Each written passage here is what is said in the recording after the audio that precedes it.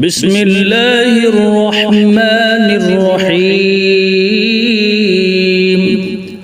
وقضى ربك ألا تعبدوا إلا إياه وبالوالدين إحسانا إما يبلغن عندك الكبر أحدهما أو كلاهما فلا تقل لهما أف ولا تنهرهما وقل لهما قولا كريما তোমার প্রতিপালক নির্দেশ দিয়েছেন যে তাকে ছাড়া অন্য কারো ইবাদত করো না।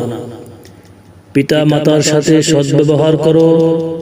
পিতা মাতার কোনো একজন কিংবা উভয় যদি তোমার কাছে বার্ধক্যে উপনীত হয় তবে তাদেরকে উফ পর্যন্ত বলো না